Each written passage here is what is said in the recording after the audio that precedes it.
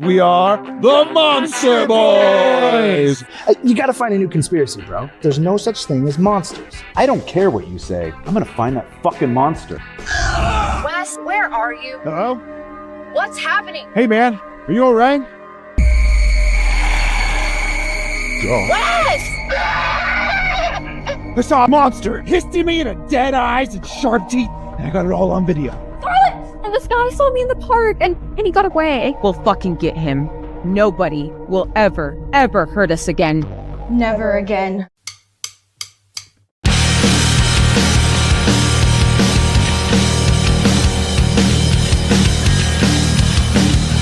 Where are you going, Wes? Oh shit! Oh my god! You guys are fucking vampires?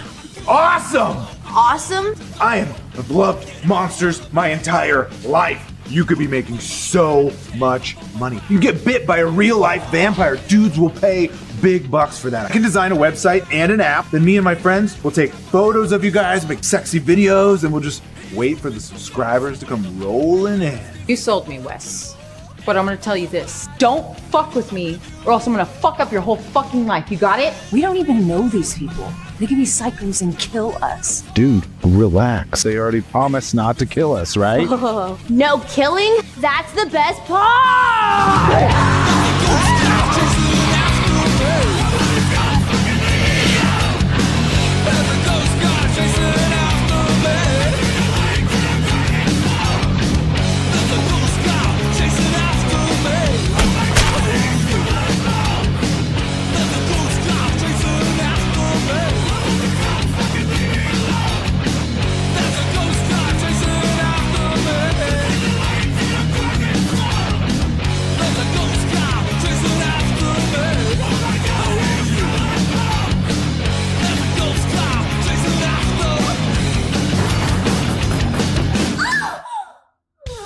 Do we have a name for the app yet?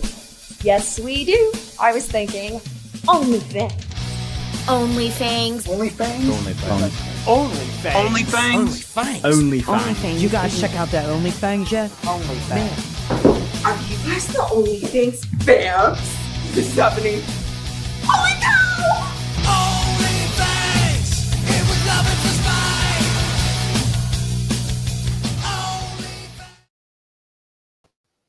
And there we go. Ah, no French bread. Ah, Oh, yeah, you got your fangs on.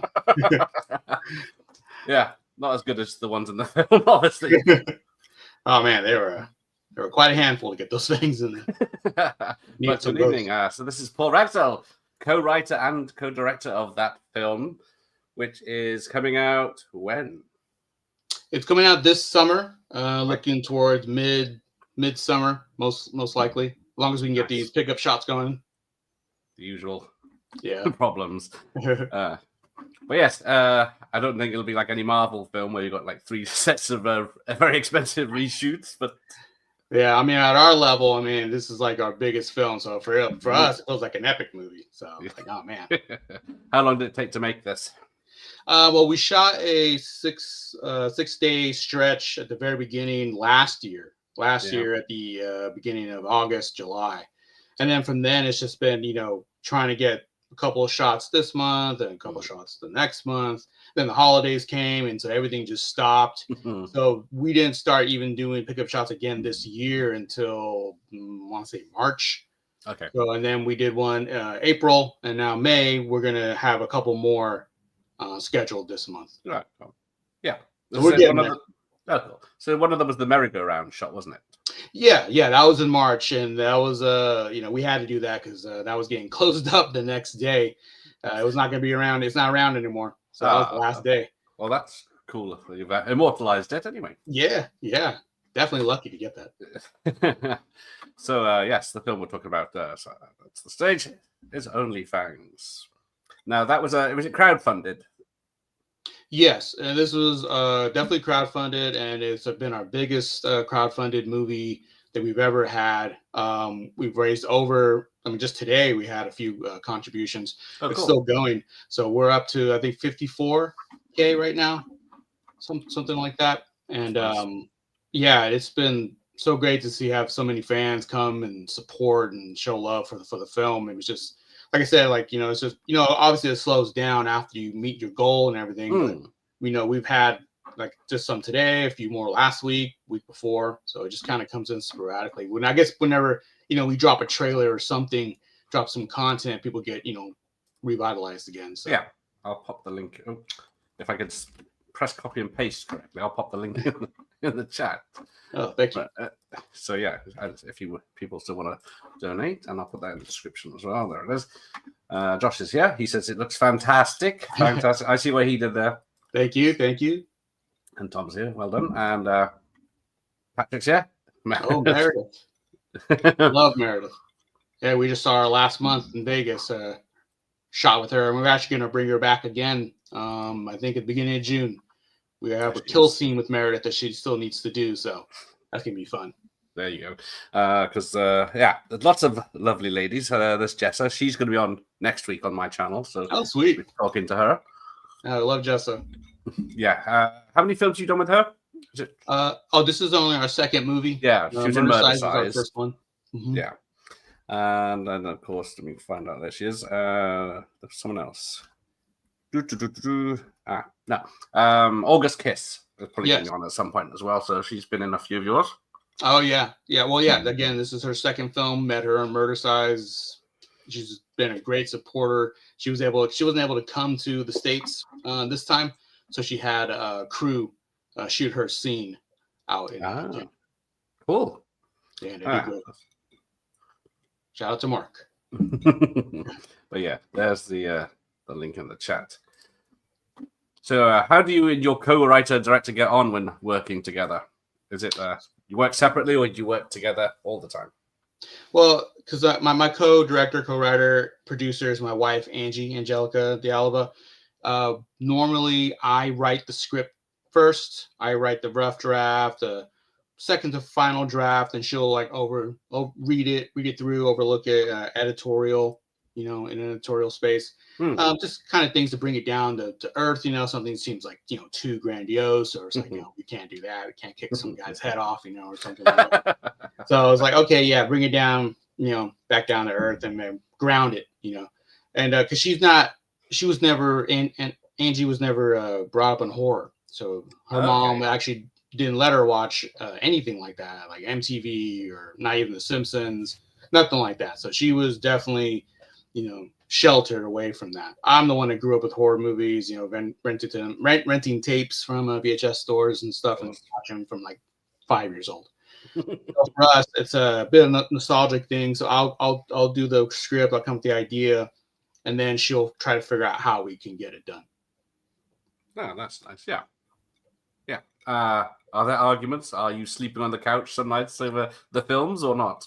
No argument. It's stressful. We go through the stress. We have to deal with people. Deal with the actors, and we have to deal with the flights and the hotels and everything. It's stressful, but we never. We always stick together. It's always like we have a war here. We have this battle we need to take on. We go and do it together. And sometimes we have moments of like, oh man, I feel like I can't do it, and one of us, will go in there and say, no, we got you. Don't worry. If I'm stressing out, she's there for me. If she's stressing out, I'm there for her. So it's always been, us two. And then, we have Dan, our cinematographer, who's our, close collaborator with us. But mainly it's me and Angie where we're the ones having to figure out everything. Yeah, that's nice that you can do that. Yeah. Because a lot of the cast and crew, I guess, you use most of your films. So. Oh, Drew Marvick? Well, the cast and crew. Are they the same ones you use a lot? Yeah.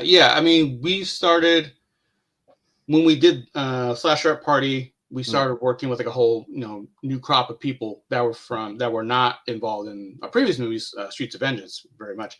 And then from there, we took on like Nina Lene Kent. We brought her into Murder Size, and Drew and Ginger, Lynn, Alan, which were very, very fortunate to be considered friends. So we started working with her back in Streets of Vengeance. So we try to keep the same people around, the people that we like working with, the people that make the whole situation just better. Because we thrive off of, or I thrive off of energy. People's enthusiasm, like if they're enthusiastic the whole time, even through the long days of shooting or if it's hot weather or whatever, like that's just, more, it's so valuable, like to have someone who can really get you energized and keep your energy up. And Nina's like that, Drew's like that, and Ginger Lynn's like that. So many other people, Jessa, she's like that. It's like, you need those people who like, they're tough, like they know what they're doing and they don't throw fits or temper tantrums or anything like that. And that's good. So definitely grateful for those types of people. That's why I bring them back. Yeah, that makes sense. Yeah, definitely. Yeah, because I'm guessing you're a fan of the old '80s movies then, with all the tributes that you do. That's when I grew up, for sure. Yeah. So blood and boobs, basically. Yeah, I mean that's what as a young man growing up and watching those movies, it definitely makes an impression on you. It does, yes. And that doesn't just things were fun, it's like like things were just that was like just a standard for horror movies, like blood, nudity, sexual situations, things like that. You'll often hear like people like Eli Roth or other horror directors talk about in the 90s came around, that kind of stuff went away. So yeah, they like as far as like nudity and stuff, you start seeing like more PG-13 horror movies. Yeah. Back in the 80s, it was hard R rated, and they didn't care. Like Friday Part 5, Life Force, or Howling, or pretty much most things. I can look at my tapes here. Yeah, I got all my Blu-rays here. Something like Howling 2 or the infamous 17 clips of topless at the end. Right. And then, like Night of the Demons, Critters 2 even had some, Like... was it not Sorority House Massacre, but it's the same one. Slumber Party Massacre, of course, leads into a lot of that. But which when you first directed a topless or a nude scene, how did that go? Were you just like not looking through the camera, or were you just professional, straight down the line? You knew what you were going to do, what angles and all this? I mean, it was a first for not just me and Angie, but for my cinematographer too. He had never done anything like that. So I think what helped us is that the model, our first nude scene was Crystal Shea in Streets of Vengeance. So it helped that she was a pro. So she was there. She was not awkward or nervous or anything. We were all, the three of us, me, Angie, and Dan, were kind of like, okay, let's, try to be very, very, slow, take it slow, very nice. And okay, do you feel comfortable? Checking in with her. She was like, oh yeah, totally. So she did it. So we're just kind of just watching the monitor, watching her, making sure, we get everything we need. And even the other actors on set, I chose specific actors that would be very respectful of women, and they don't make stupid jokes, or they don't make people feel uncomfortable too. It's all about just creating a good atmosphere. So people that I trusted were there, and then people that like my cinematographer and Angie, me, and the makeup artist. There was another woman there too, so I think that helps a lot too. It's like help everybody feel comfortable as an equal number of men and women on set, and we're all there to make this movie, and no one's making crazy inappropriate jokes. We're all it's just very lighthearted, because in the end, I mean, she's nude, but I mean she's gonna get stabbed in the stomach with a knife. I was gonna say, so we do that. So like that, it just causes a lot of laughs and stuff like that. So we try to make everything very fun and comfortable. So, but it was you could say it was a shell shock at first, because like I said, it's the first time ever doing something like that. But it definitely helped to have everybody on set just be on the same page and wanted to all just be professional. Yeah, and then you add all the gore and effects that you have to do as well. So then it makes it more fun. Yeah, concentrate on what they look like. Right. Yes, I'm not going to forgive you for the two strippers in a slasherette party. How dare you? No. Hey, they had to go. I was enjoying that, and then you you got it. That's what they're there for. Gotta take them out.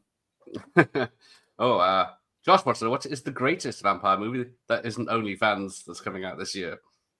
For me, I mean, it's I would say a tie between Lost Boys and Fright Night, and then Near Dark as a close third. Yeah, I think most people go for Oh, those, don't they? Amazing. I love it. Yeah. I mean, I saw those as a young kid, and they definitely had a huge impact on me up until currently right now with Only Fangs. They were the reason why I wanted to make this movie. Yeah. Sure.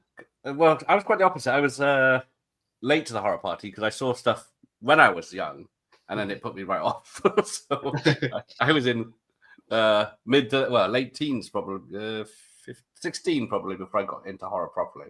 Oh, really? Okay. Cool. Because I was allowed to stay up and watch the films on TV, and I think my mother was never up late at night. My dad, he would watch pretty much anything, but he didn't know what it was like, of course, because there was no details about such things back then. And of course, staying up late, I remember chest burster in Alien. I got about as far as that happened, and then I went to bed, or The Howling. Then I watched American Werewolf in London. The Nazi zombies come through the window. I've gone to bed. Oh, yeah. Yeah, I mean, Werewolves was another huge love of mine. American Werewolf in London, Silver Bullet, The Wolfman, all the Universal horror movies were my very first horror movies watching as a kid. So, yeah, Werewolves and vampires have been something I've been loving for a long time. And this is the first time making a vampire movie. So, I don't know, maybe I'll do a werewolf movie next. I was going to ask, werewolves come with a bit more technical problems than just fangs in. Right. Yeah. That's always been the issue. Is like, how do I figure out how to do this? I mean, werewolves. You gotta do them right. Well, yes, you don't want the monkey werewolves or of the ape werewolves are howling too, do you? No. Right. Oh man. I mean, I made a werewolf movie as a kid. Like I was like 13. He just had a werewolf mask, and just a shirt on or whatever. So and these gloves. So that was cool. That was like my closest. That's the closest I've gotten to make. Yeah, I guess that works for Teen Wolf as well. I guess, but yeah. Oh yeah. Wow. Yeah. Oh, I love Teen Wolf. Yeah. Because that is the tricky bit. Because I guess I don't know what was the budget for like American Werewolf in London. I guess it's probably about 5 million back in the day, so it's about 15, 20 now. So yeah. I mean, I've seen a few people at the indie film level make a couple werewolf movies, but I don't know how much it would cost to do the suit. But it seems like it's getting easier, or there's more people out there that are willing that you can get a hold of, that you can have access to, that will make werewolf suits. So it could be a possibility. I mean, it's not too far off anymore. No, that'd be cool. Something like Slipknot's. Yeah, he says Night of the Demons is great. Yeah. Oh yeah, that scarred me as a kid for sure, in a great way. I mean, the girl in the coffin. Oh man. Yeah. Quigley and then Angela, lipstick disappearing as if by magic. And then Angela doing her dance, and oh man, Night of the Demons. And I had Brian Trenchard Smith on a couple of months ago, who did the second one, of course, the Leprechaun 3 and 4. But Josh, I guess it's that poster. It's a very provocative poster. Who did the poster? That was done by Brutal Posters. He is out of Britain. I'm not sure exactly where it is, but he did the poster, and I was gonna have him do the follow-up poster, but I don't think that's gonna work out this time. But he did do the teaser poster, which is great. Very nice. Yeah, Brutal Posters. Shout out to him. So sums up the film pretty much. Yeah, it's perfect. I mean, he did the poster for Murder Size as well, the two, the official and the teaser one, which are amazing. And then he did, the first time I worked with him was on Slash Rap Party. So that was his first poster he did. Yeah, he chooses good fonts, I'd say that. Yes. Shout out to Brutal Posters, man. Scottish Greek guys here. Hello. He could have cast you. I look a bit vampirish. I've got the Dracula forehead, I think, with the hair way back. Yeah, we need more international vampires. We need more vampires from around the world, everywhere. I can do. Yeah, that'd be cool. We have a few. Oh, look at that! I look like a 200-year-old dead ghoul. That's nice. That is. Oh, what's up with that? I call these people friends. 30 Days a Night is a good one. Right. Yeah. Now, without spoiling the film, could there be a sequel, or is that a one and done for you? I've never done a sequel, but it ends. Well, I don't know. That's too much of a spoiler, but you can make a sequel for any of the movies we've done, pretty much. But this one definitely could be a sequel because of just how much story where it goes and how big it gets, it definitely could be another one. Yeah, for sure. I don't know if I'll do it, but it could be.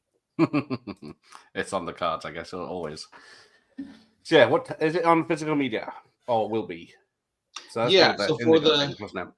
yeah, so for the campaign, we had Blu-rays and DVDs available, and we had VHS tapes as well. So we always do all three for our films. VHS tapes, I think we ran out, but I might be getting more because we're doing clamshell VHS tapes. Okay. I think we're going to do the slipcover for like a second edition, but definitely Blu-ray and DVD. Cool. How far after the release? Has it released to streaming first, or cinemas, or limited cinemas in America? Or I've never had much luck with the theater. But this time I've had a lot of interest. People reaching out to me saying, "Hey, is there some way we can do like a limited run, a theater run? I know someone who can do this, who can do that." So it's all just been talk for now. I'm open to it, and I'm open to doing a festival. Like again, I've never had luck with festivals. Really, it's only the people that really like know me and like me. They'll say, "Hey, let's show it at our festival." And I'm like, "Oh, great, yeah, let's show it there." But like just me submitting it cold submission through like Film Freeway or something, I've always been rejected for everything. So for this one, I am open to seeing if I can have it play in more theaters than my last ones. And if not, that's fine. And then I'll just go to streaming as well and then continue to keep selling physical copies on our own. Yeah, that's all right. Yeah. Yeah. So yeah, there it is. There's the thing. So yeah, there's the perks coming up. There you go. So they're no longer available, or are they? Yeah, these ones are still available. I think the ones that aren't will be like discolored. Okay. So yeah, and then there's the DVD. You got your Blu-rays. Oh, there you go. No more cast sign ones. They went. Yeah, we ran out of those. There's the VHS tape. Yeah, gone, but we'll probably have a second run. I would say. For yeah, sure. Cool. That'd be good. Yeah, because VHS is making a comeback, isn't it? yeah. So surprisingly, I just had a murder size run. I sold 100 tapes. And then I did another small run of 10 slipcovers just very, very recently, and they all sold out within a couple of days. So that's cool. Yeah. So VHS is definitely back. Yeah. Hence, I collected. Yeah, me too. I got a whole couple there. Nice. Is it a nostalgic thing for you, or is it just definitely nostalgic? I mean, as a kid, I've always collected, VHS tapes. I still have a ton of tapes of me just recording off things off of TV. So I still have those. It was like a 20 plus, 20 years old already. And even things up until like the early 2000s, I was still recording, music videos and movies and stuff off of TV. So it definitely, I love the feel of the VHS tape. In fact, my next film, I wrote it, but I don't know if I'm going to do it, but it has to do with videotapes, physical media, and the preservation of that, but, done in a, over the top way. But so I'm excited about that. But yes, VHS is a totally nostalgic thing for me. It's just, very important. But Josh is collecting VHS one now. Yep. So he's going to be keeping an eye on the website. Yeah. I think Laserdisc is a bit tricky to make these days. Yeah, I haven't found anyone that can do laser discs. I mean, I'd be interested. I have a couple. Yeah, I have a couple. I can't play them. The machines are so expensive. I would imagine so. I thought he had a laser disc player. Yeah, just have a mini Laserdisc. It's called a DVD. Yeah, definitely. Like in the honesty here, yeah. I see.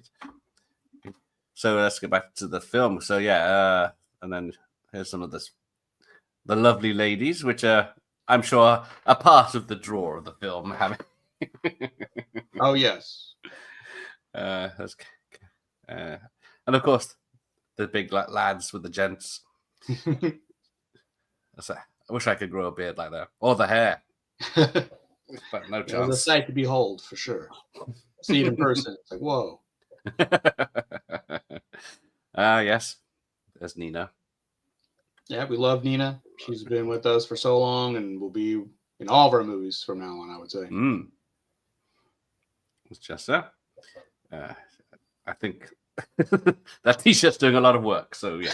It's like, hey, she knows how to wear a t-shirt. Adriana. No, is that contacts in the film, or is that just for the promotion?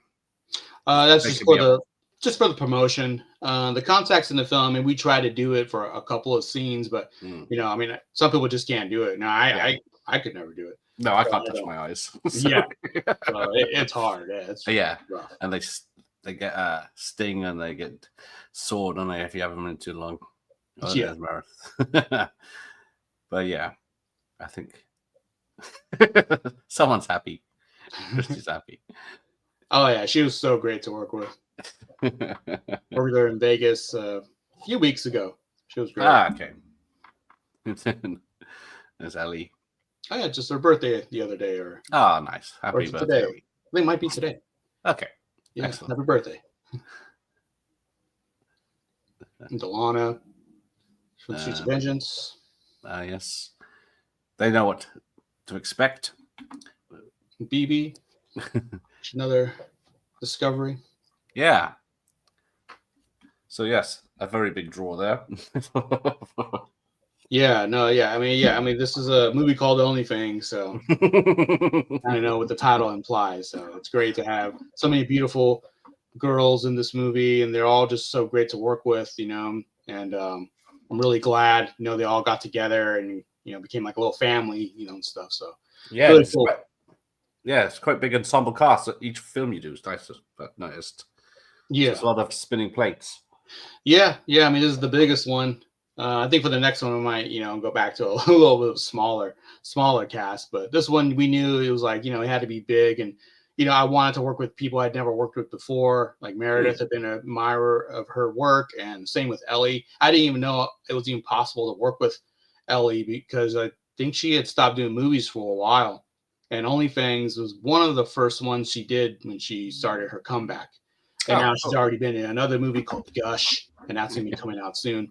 But we worked with Ellie, it was like one of her first times back for, I don't know how many years, maybe 5 years or something. It was something like that. So we talked, and I wish I had a bigger role. Like I wish she was involved from the beginning of the movie. I would have written something just for her if I knew it was possible. I didn't want to work with her for so long. So I was willing to do just anything to get her. It's like, okay, even if we're just out here for 2-3 days, like, just get you in this movie somehow. So we're really lucky we got her. Yeah, that's so cool. So yeah, so we can't talk about spoilers. We can talk about the build-up and where did you get your inspiration from? Is it? Like Fight Night, Lost Boys, and For Dust and Dawn, as it says there, I can imagine. Yes, definitely.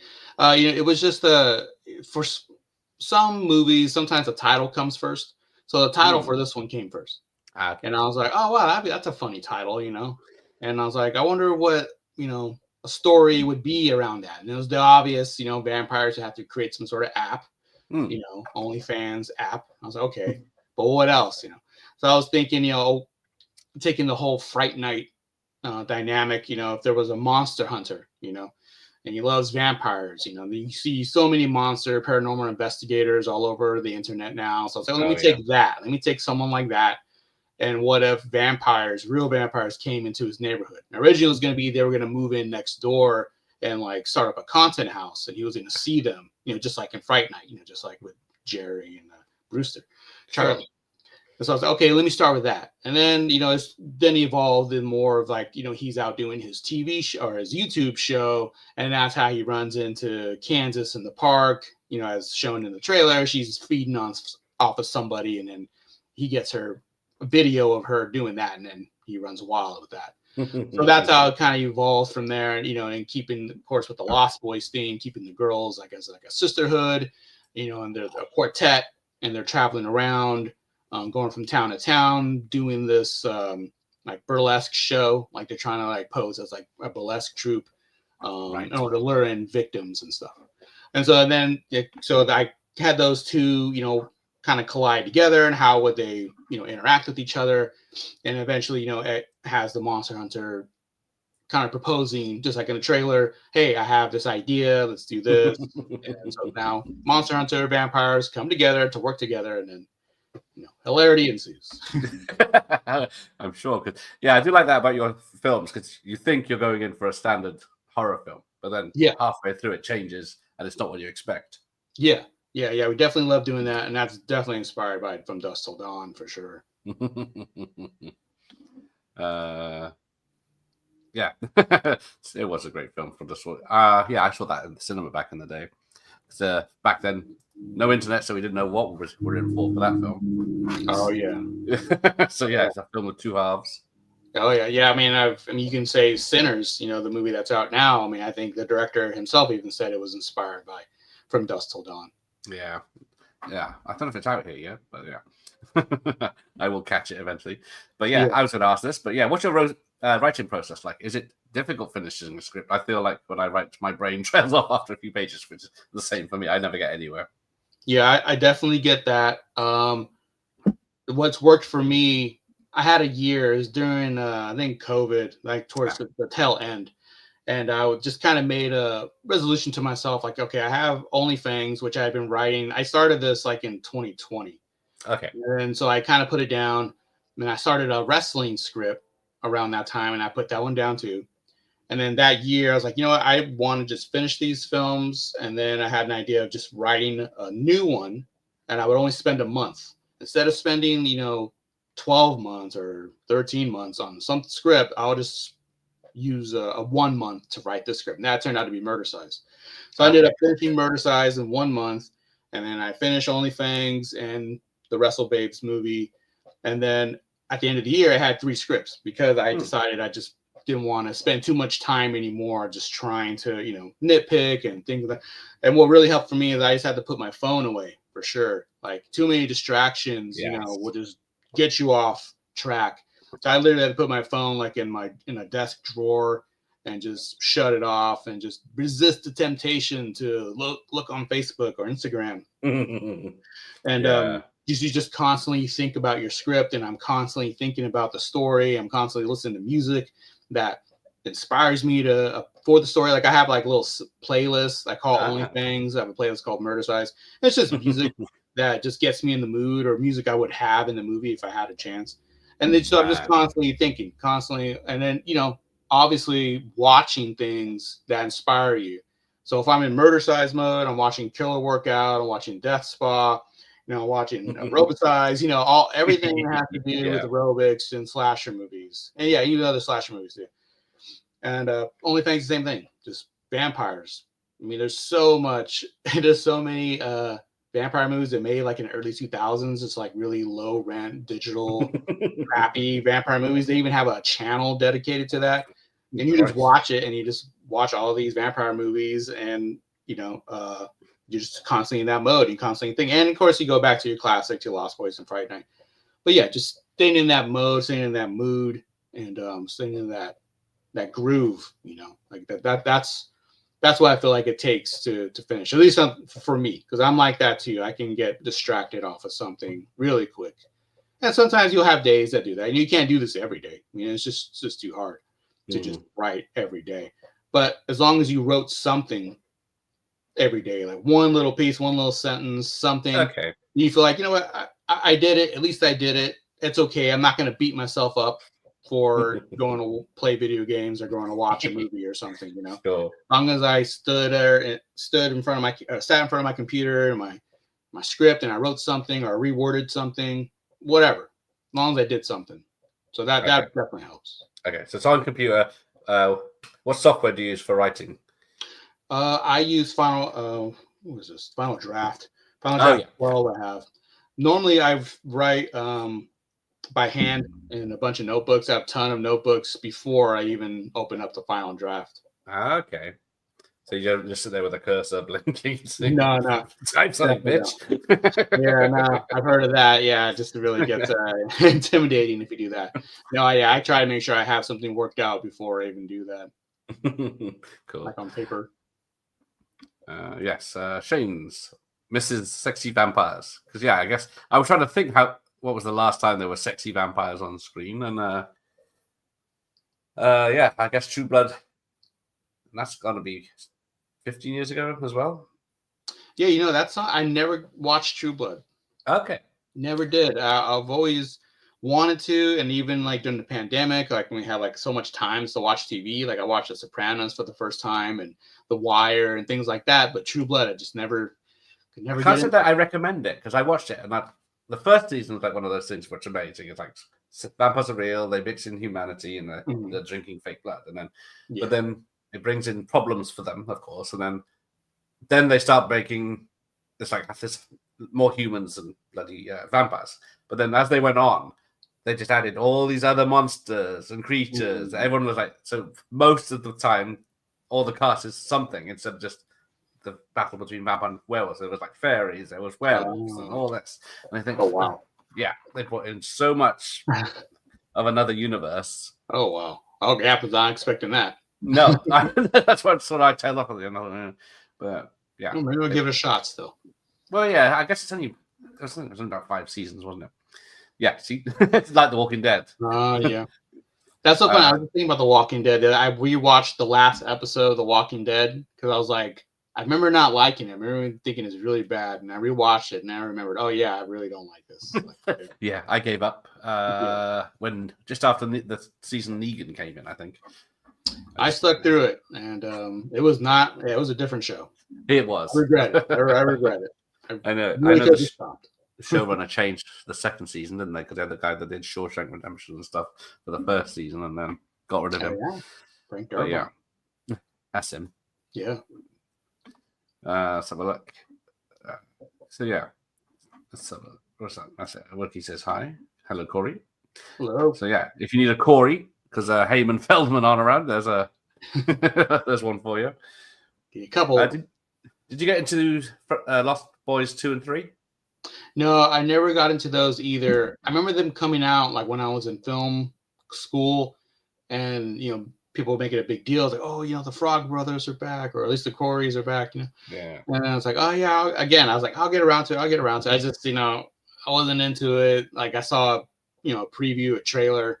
It's like, nah, I don't know. I just couldn't do it. I just didn't want to tarnish my image of the original. It certainly does, because I'll spoil it for you, because you're not going to miss so much. The second film is a remake of the first film. I think it was Surfer Dudes instead of bikers.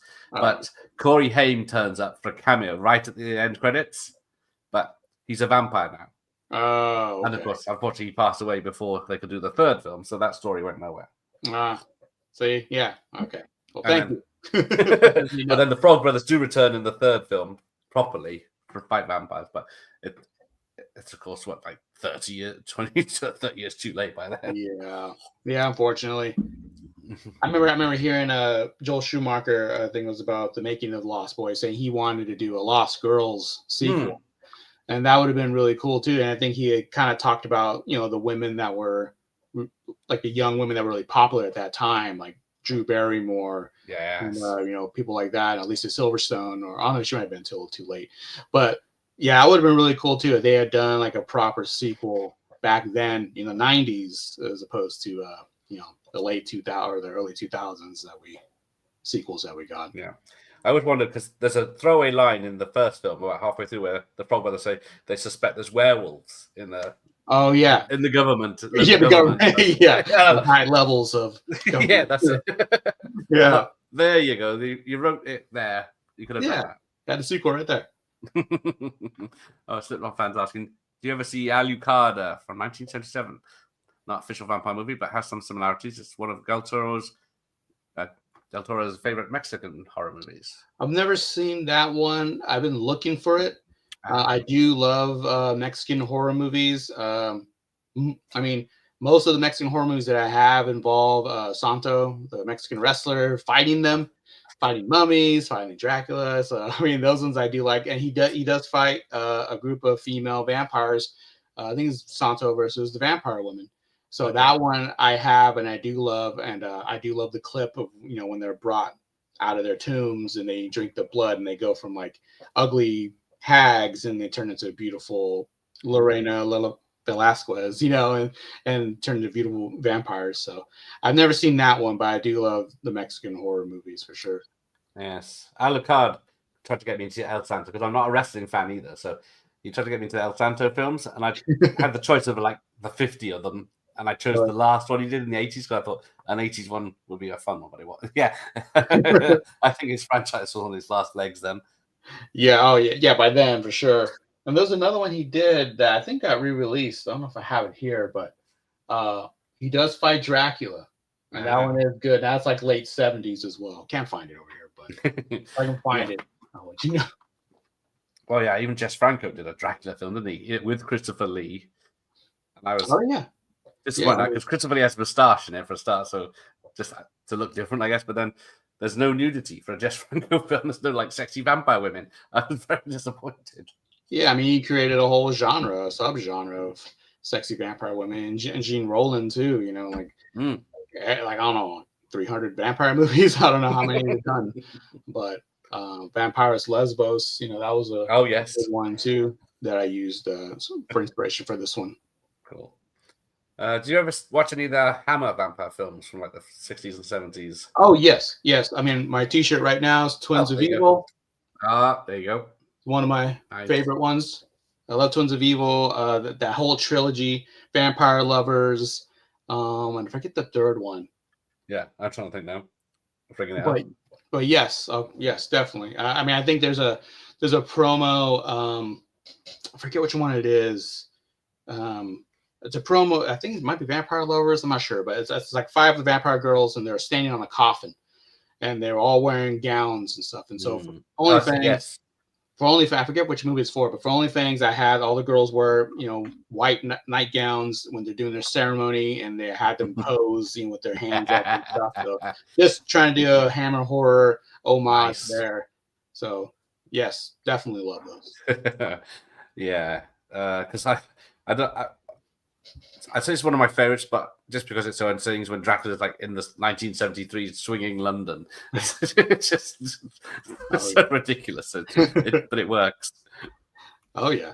But yeah. I mean, even the blaxploitation, Blackula too. I've watched those as a kid. You can just put Dracula anywhere, everywhere. Yeah, swinging 60s, 70s, inner city. Vampire in Vegas, Vampire, in Malibu Beach, anywhere. Yeah. Well, the only Dracula Blade Trinity probably doesn't have. It's probably a bad Dracula, massive wrestler, isn't he, or whatever he is? Oh yeah, exactly. The guy from Prison Break, that was it. I'm trying to look at what else I got in my stack here. I'm trying to think of vampire films for the last 10 years. Yeah. I think Twilight killed them off, really, didn't it? I mean, that was the huge one. I mean, we're talking about vampire films of recent time, and that's the huge franchise that took over and took everything by storm. And yeah, so vampires, we're not taken seriously anymore. But I mean, this year, now you have Sinners, and I guess there's supposed to be more vampire movies coming out, and then you have Nosferatu at the end of last year. Yes. So yeah, I think it might be a big resurgence for the scary, bloodthirsty vampire. Because I watched, I didn't watch Twilight in the cinema, but I watched it at home. I think I rented it or something, and then it was all right for the first half, and then it was like, oh, he's stuck out in the daylight, the sun's coming out or something. What's going to happen? And then he starts sparkling. I thought, right, off. He should be dust, not sparkly. Yeah, I watched only the first one, and that was enough. That was enough for me. Made bank though, didn't it? Yeah. Yes, Abraham Lincoln Vampire Hunter was pretty good. I did enjoy that. It was interesting. Never saw that one. Josh has seen Sinners. He said it was great. Yeah, but yeah, and it's done very well financially. So yeah, Vampire, like you say, is the thing. So yeah, coming out at the right time. Yeah. So I do think it's definitely funny. I mean, OnlyFans coming out right now. I mean, there was another there was another vampire film. I don't want to talk about it because I don't want to, like talk bad about anybody. But someone had taken the name Only Fangs but put a Z at the end of it, and they launched a campaign. And I saw it, and I was like, well, I mean, of course you're gonna have imitators and stuff like that. So I just kind of left it alone. But a lot of people were supporters and fans, and people from the cast saw it too, and they kind of were sharing it and say, "Hey, what are you doing?" Like really destroying them. And then eventually they changed the name. I forget what they changed it to, but they're like, "Oh, we didn't know," whatever. Sure, but hey, I mean, everyone wants to do vampire movies. I support it. I support it. Just don't use the same title. Well, exactly. That's silly idea. Yeah, do a vampire film. Yeah. You can do one with dudes in or something instead, but yeah, I don't know what. Yeah, exactly. Yeah, hey, I'm only hunks. Yeah, exactly. I might get the wrong audience. Not the audience, not a vampire film. But yeah, people have said, people have heard a lot of good things about Sinners. So yeah, I'm going to see it soon then. Yeah, I want to check it out. I'm probably gonna watch From Dusk Till Dawn tonight, just with the commentary. Because Robert Rodriguez, he's been going on like a little press run talking about From Dusk Till Dawn lately, and it's like, oh man, it's getting all the memories conjured up. So I think I'm gonna watch that. Even the from the Full Tilt Boogie. I was going to say, I love that the opening shot of that. Yeah, that's amazing too. That was like, I think although Tarantino's fallen out with George Clooney, hasn't he? Or they don't get along politically or whatever anymore. But yeah. Oh, really? I didn't know that. I think whether it's true or not, it could be just people saying stuff. But yeah, I heard. I mean, I kind of see that. I can see that. Yeah, they do like different, but yeah, they're together in that film. They're amazing. Yes, love it. But yeah, like I say, Full Tilt Boogie is amazing. Look at behind the scenes. Yeah. We used to watch it all the time in film school, like somewhere all the time. There was that and the commentary for Made. That was like our two, like fingers, Vince Vaughn and Jon Favreau. Yeah, they were people we looked up to. Sure. What else did you do?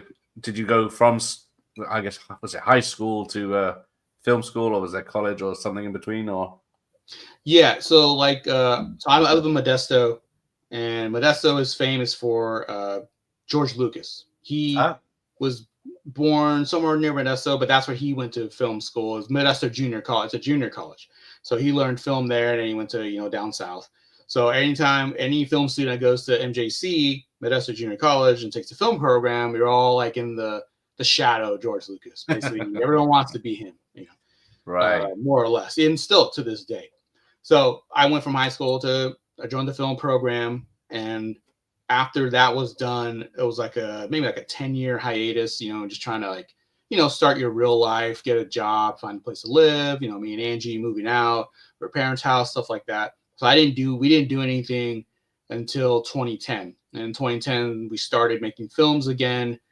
This time, me and her as a team, because before we would have our friends help us, but a lot of people we knew from film weren't around anymore doing stuff. So we, started doing it ourselves. I started shooting our own stuff. We shot like a little short film, and our first feature was Cinco de Mayo. It's a holiday horror film using Mexican culture, Mexican identity.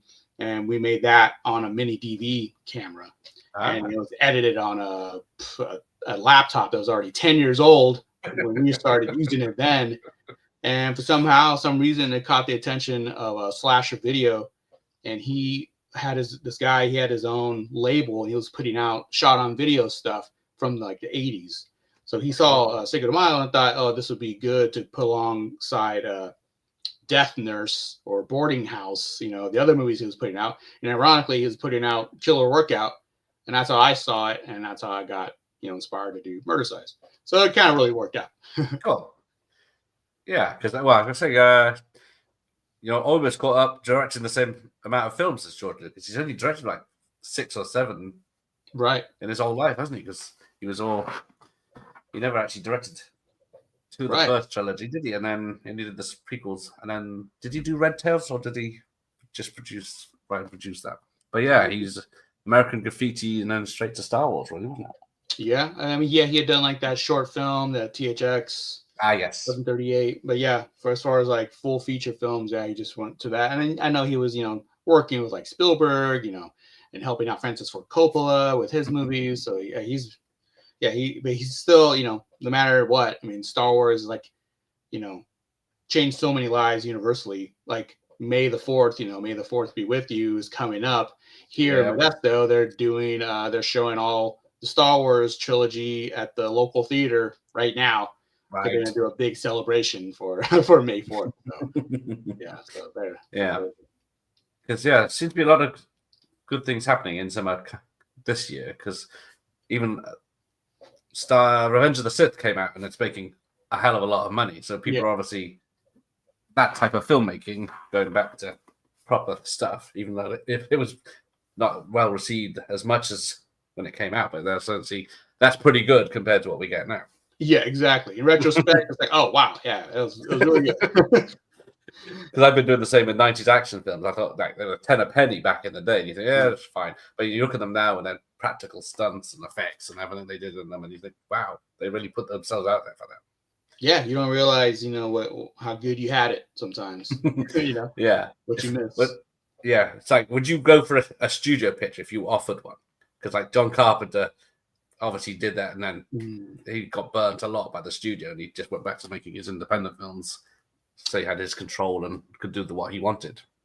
Yeah, I mean that really depends, like, because I have a wrestling movie that I want to do. I don't know if I'm gonna do it next, but it's like a wrestling horror movie. The script's done, like something like that. Like if I was to like work with someone who, like say WWE, like I know they do their own films. If they were to do this, I would have to understand that it would not be mine anymore. It would be theirs as far as like creative differences and what they want, this and that.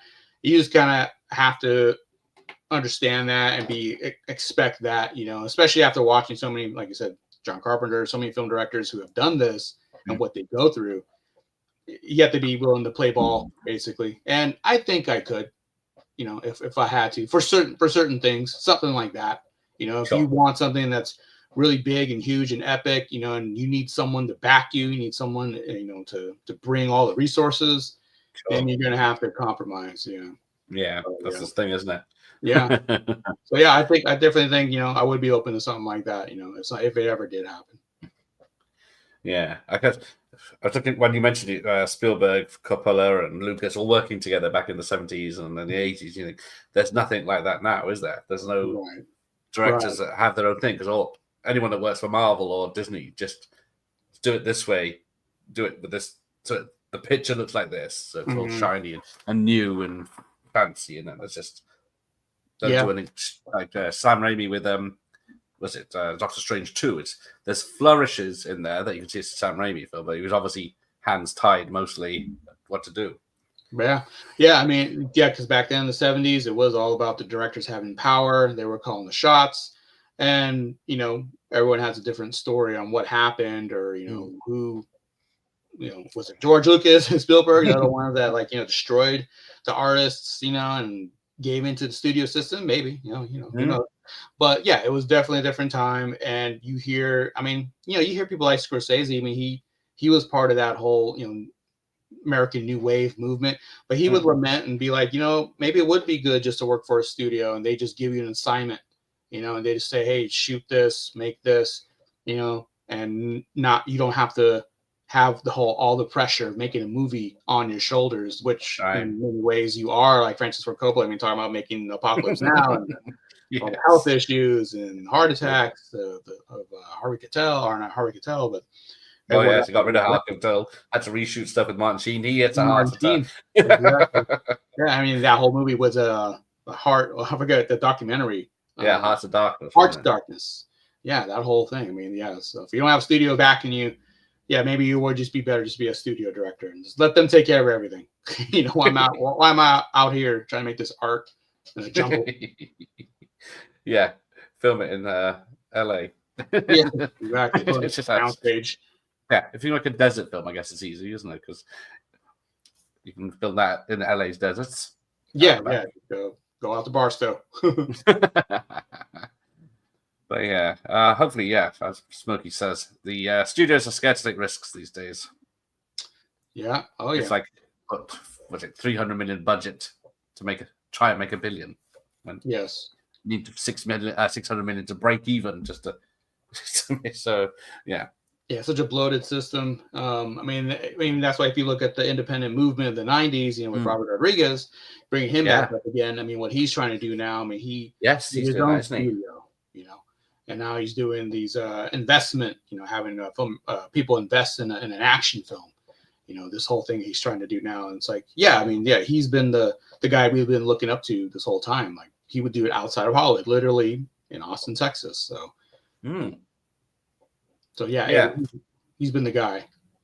Yeah, he's bringing out that new thing, isn't he, to get finance for his films away from studios. Make some low budget films. Some might work, some might not. But yeah, it's like even the studios was it 70s, 80s, and 90s. It was like a couple of big films that year, a few sort of small ones. Some of the small ones might make 100 million or more, and then quid's in, even if one of the big ones fails. But yeah, now it's just one big film. All on it. And then, but all your eggs in one basket. But yeah, did you like the canon way of doing it, where it's like then he'd write an idea on a napkin and say, "Here's $1 million, go make this film for me."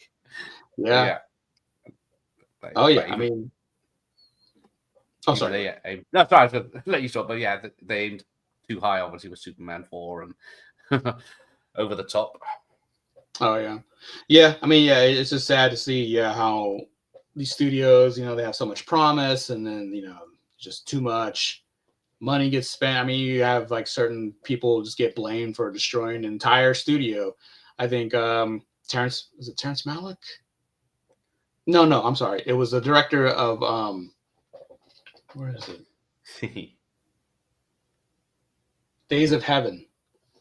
They're saying that's what broke the whole studio, the system of letting the artists just run away with, whatever they wanted to do.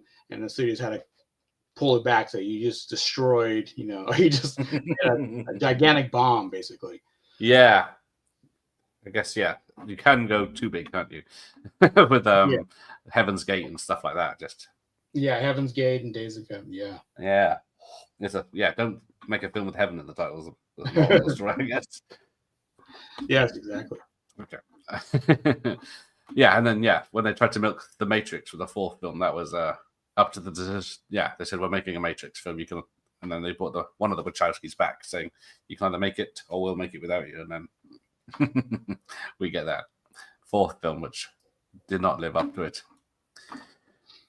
Yeah, glut of sequels. Everyone's supposed to make a sequel. Yes. I guess was it made Matrix 2 and 3 back to back, didn't they, in Australia? But I guess it works sometimes. But okay, coming to an hour, I'll let you go in a minute. We'll just have a quick recap of the film while we're back on track.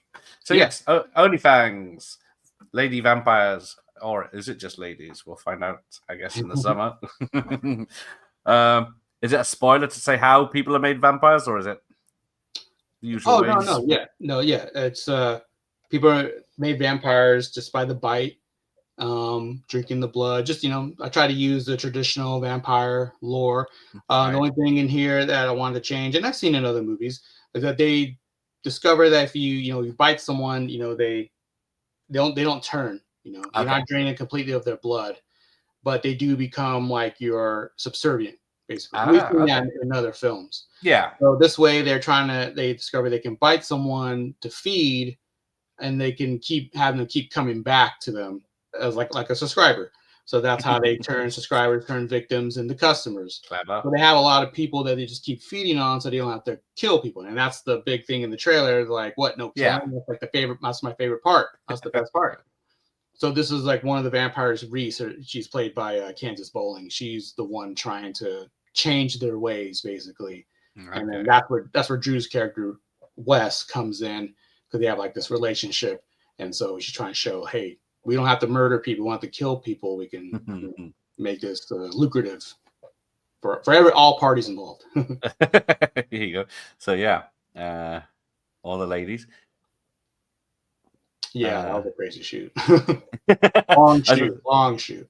Yeah, because was there problems with blood, cleaning blood up for setting up the next scene, or it wasn't too bad. It wasn't too bad. We Okay. tried to use any kind of protective, plastic sheets as much as we could. And this shot like this, you can't because of the floor, but we had close-up shots where people's throats are getting ripped out or their heads are being torn apart. And luckily, we were able to put plastic sheets down for most of it, so the cleanup was not too bad. Okay. And these guys were really cool that were shooting. It was like a skate park, so they're like, yeah, you can put blood. I mean, there's real blood stains on the walls. So don't even worry about that. And there was. It was like because they would do punk shows, and they would just be punching and doing mosh pits and stuff, and there's blood everywhere. Like, so they were cool. Like, yeah, you can put blood. Okay, yeah. You're Put fine. some more blood. Yeah. Because how do you feel about the CGI blood when they say we're using CGI blood? Then it's quicker to do, and you don't have to clean up, but it just doesn't look right. No, I just can't get into it. Like speaking about The Walking Dead earlier, they started doing that, and it's like no, it just doesn't work. Just can't do it. Yeah, it's just something off about it, isn't it? I hate to watch it. It may be good to use, as a film in a filmmaker's perspective, but I just can't do it. It's terrible. It's terrible. Yeah, it doesn't work. Yeah. It's lovely ladies. Sorry, I was getting distracted. I don't know what. Oh yeah, she'll do that. And that was a crazy scene too. Oh, there you go. Yeah, that one. Yeah, that one she did. Jessa, that one. And people talk about her scene in Murder Size as being like something that's what really caught people onto her. And she said it herself too. Like, yeah, now people know who I am because that scene in Murder Size. This one, I think, is going to be even top that. I would say. Okay. Yeah. Yeah, she's. I seems to be a workaholic. I look at her list and about how many films she's got coming up, not alone about how many she's coming out. She's one of the hardest working women in indie cinema right now. Yeah, so we'll be chatting to her next week. We'll talk about this as well. So good. The obviously Lost Boys reference. Oh, yeah. That was a dream come true. To work on the carousel and do this Lost Boys homage. Yeah, it was a total dream come true. I was so happy to do it. BB herself, she loves the Lost Boys, and she's so young. She's like 22 or something. So she's all in the 80s and 90s. It's just like a big resurgence right now. So she loved the Lost Boys. So she was so happy to do that. Cool. Because what's your soundtrack like? Because obviously it was only synth heavy for the Murder Size, which would be the 80s reference. But what's this one like? This one's a little bit more, I describe it as 90s, a little more like grunge. There's some grunge rock in there, some kind of melodic rock. But there's still some synth for sure. Because of the music, like in Fright Night, Brad. Oh yes, Brad Fiddle. Yes. So we still have that going on for us, and we still have Vesper and Vulture. He did the soundtrack for Streets of Vengeance and Brian Theory too. So, but a lot more rock in this one. A lot more 90s. Cool. I've got Lost Boys and Fright Night on vinyl soundtracks. So very happy about those. Beautiful. Yeah, it's amazing. Sounds really great. I will get this. Oh yeah, I didn't notice the Pac-Man behind her until I was staring past her rather than at her. Yeah. Adriana's great. Yeah. 2 pictures for Jester in this one. Not biased. There's Ellie again. Little Puck. Little Puck. Yeah, she did her scene with Jessa. Yeah, it's an insane scene for sure. Christy. Her scene too. It was pretty crazy. Yeah. Oh man. She did her scene with Ginger Lynn. Yeah, she's how many is it? Was Slasherette the first one you did with hers? Yeah. Oh no, Streets of Vengeance. I'm sorry. Streets of Vengeance. Oh, Streets of Vengeance, yes. I can't remember which way around it was. Yes, I saw her. Yeah. A lucky charm for you there. Yes, we love Ginger. She's amazing, so generous. She let us actually shoot in her house. That's actually her bedroom. Oh, right. Yeah. Nice. She's amazing. Yeah, the lovely Nina. Nina, love her. Kansas, of course. Yep, she's amazing. The star. Yeah, indeed. Oh dear, a hero, token man. He's a lovable, hero, reluctant hero. He's just so good at just playing the role that it was written for him, obviously. So it was written for him, and he's just like knocked out the park every time. It's perfect. Excellent. And then coming out this year. Yes. Work sucks being a vampire. That is also true. Yes, it does. It definitely resonated with a lot of people. Yeah. Cool. So yeah, well, I'll keep promoting it once you just give me updates. Yeah, man. Thank you so much. Yeah, thanks for having me on there. It's great. It's really fun. Yeah, good. Glad you liked it. Yeah, and I'll definitely let you know. He's going to keep an eye out for the VHS. Yeah, Josh is okay, the VHS cool. connector. But I don't know what shipping to the UK is like these days. But yeah, you have to pay for it. Yeah. I don't know what's going on with that. Yeah. But we'll keep an eye out for updates on that. What's the website? Best. To follow us, Instagram is the best place to keep up on all of our updates. A_P_films at Instagram. I'm also on Facebook, Paul Ragsdale. I think I'm the only one there. Just hit me up, DM me if you have any questions about the movies or anything like that. And right now, our Indiegogo is still going, and you can find 4 of our films on Tubi, and other streaming sites too. But Tubi seems to be the big one, so you can find Streets of Vengeance, Slash Rap Party, Murder Size, and Cinco de Mayo. Yes, indeed, all good fun. Well, I say that I haven't seen Cinco yet, but there we go. I can't comment on that one. The other's great fun if you like your 80s comedy horrors. Yes, definitely for sure. I mean, that's where we started the all night long show. So yeah, we never had anything like that in the UK, which is a damn shame. Oh no, yeah, we had USA Up All Night. Yeah, we didn't even have. Well, I didn't even know. I knew Elvira just from the film. Where is it? Mistress of the Dark. Mistress of the Dark. I knew her. Yeah. I saw that once, and then, of course, it didn't take off in the UK as much as it did in America either. But then I didn't know she was a horror host or anything back in the day. Yeah. Oh yeah. I grew up with all that stuff, so yeah, it's nostalgic for me. Oh yeah, I guess we've talked about the werewolves earlier, but yeah, zombies, of course. I guess bit of blue paint and you got a zombie, but yeah. Yeah, my only venture into zombies was on the Streets of Vengeance movie. It breaks for a commercial, and there's a fake trailer for Dance Till You Die, and they all turn into zombies, and they're doing like 80s. It was like an 80s dance class or something, and it turned into zombies. And to this day, I still get people requesting to make that into a full feature film. And we even had a magazine do a review of Cinco de Mayo and be like, hey, can we actually see that movie? Or can you make that into a real movie? And it's like, maybe one day, maybe one day. So it might happen. Well, there's probably a lot more good vampire films than there are good werewolf films, aren't there? Yeah. They are tricky to do. They are. I mean, yeah, it's been a long time since it was a good one. I mean, yeah, 80s, I guess. Yeah, because we had Dog Soldiers is nearly 25 years old now. Mm-hmm. I don't think of anything past then, but no. Yeah, it's been a while. Too long. It is too long, yes. I know it's technically because it's tricky to do, and people always just compare it. Yeah. Changing, don't they? I guess the Wolfman, but yeah, they went mostly CGI for that one, didn't they? Oh, right. I haven't seen that one yet. It's all right. Yeah.